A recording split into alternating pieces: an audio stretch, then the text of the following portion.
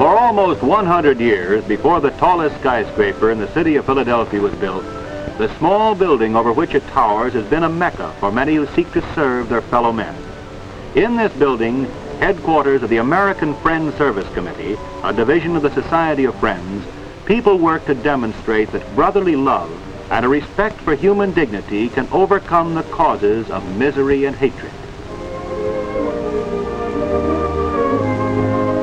The staff of the Service Committee is truly international in thought and in the origin of many of its members. And although it is sponsored by a religious sect, over 2/3 of its workers are not Quakers.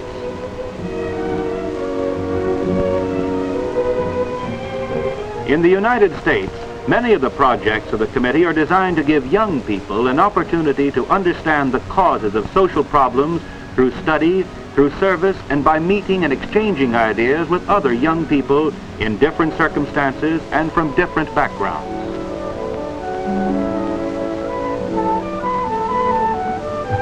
Among these projects are a group of international seminars at which students from many lands meet with a selected faculty for 7 weeks each summer.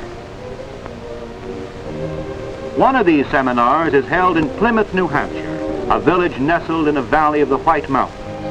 Here, the attractive buildings of a boys' private school house the students, faculty, and staff of the seminar.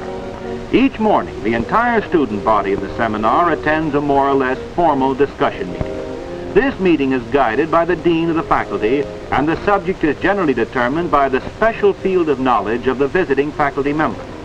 These subjects may range from a discussion of the United Nations to a consideration of the relationship between science and society. But the meeting usually wanders freely away from the basic subject to embrace the questions, opinions, and special interests of the students.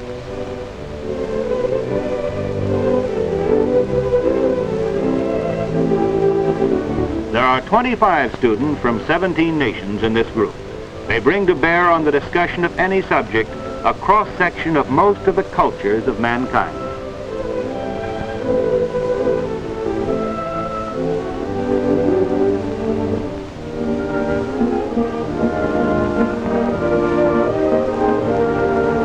After the discussion meeting, smaller bodies of students meet in study groups to exchange knowledge on a subject in which they have special interest. They will report on their subject at a later meeting of the full seminar. This group is chairmaned by Yoshio Noro from Tokyo.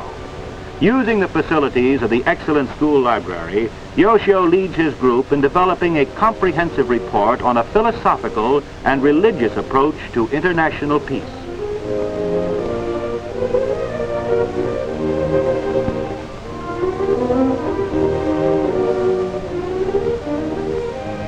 Students frequently hold informal discussions about interesting things in their own countries.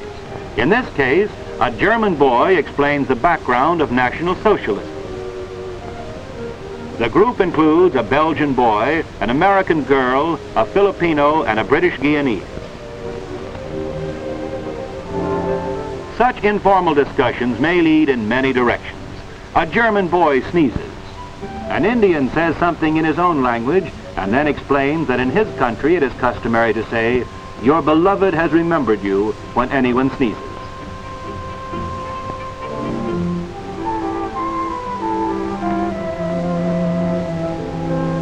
The German explains that in his land the expression "good health" is used and demonstrates how this is written in German.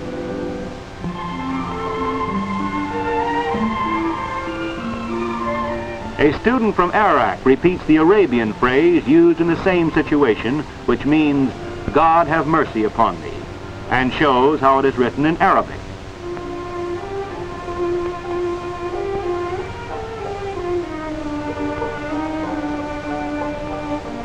Then Yoshio quotes the Japanese phrase, "Somebody speaks about you," and shows how it is written in Japanese.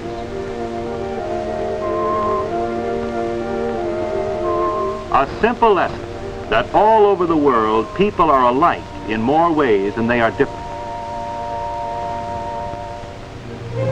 The housekeeping of the seminar is done by the students on a share and share alike basis.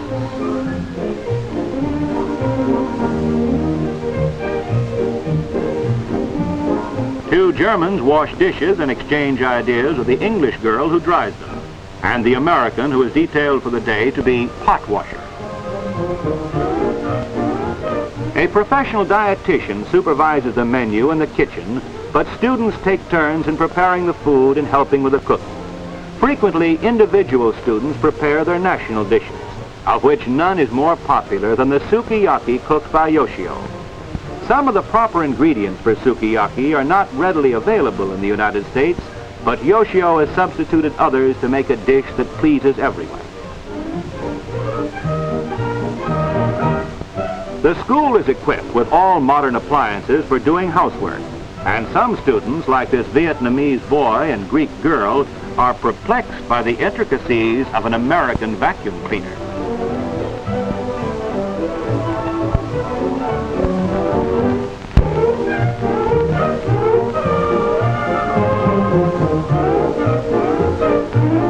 Rules governing life at the seminar are made by students, faculty, and staff jointly in a weekly democratic community meeting. Frequently, discussion of such matters as the unfairness to others of being late for meals become more vehement than differences of opinion on international affairs. Sports form an important part of the recreational life of the seminar, and the most popular international sport is tennis. In a doubles match, an American boy and an English girl play an American girl and a Dutch boy. On a neighboring court, a stiffer game of singles is in progress between a British Guyanese and an Indian.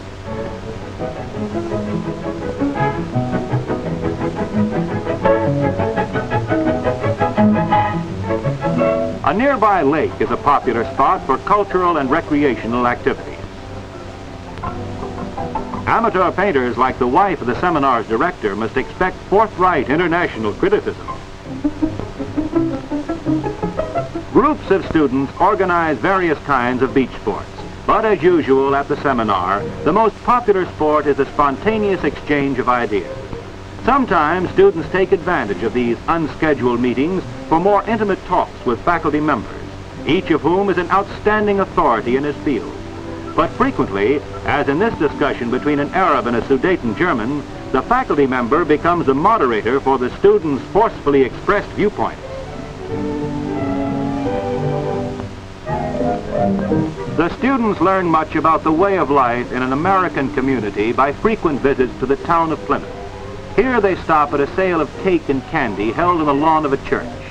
These confections are made by the women of the church, and the money from the sale is donated to the church. The students are popular in the community, and the townspeople enjoy an opportunity to meet and talk to them.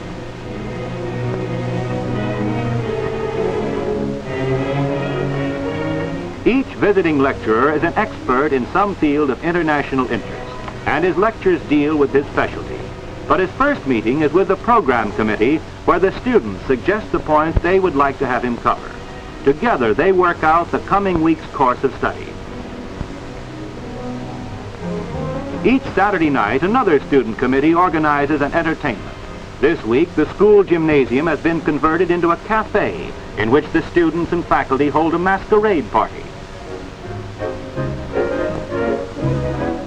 Some students create unusual costumes which they display to the group. Others, like Yoshio and a friend from India, wear their national costumes.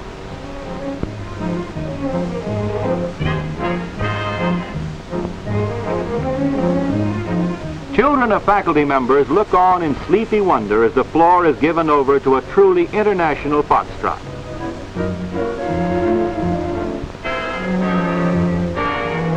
The dean of the seminar and his wife sit with their children to watch the dancing at a table which is decorated with a theme of one world in every language.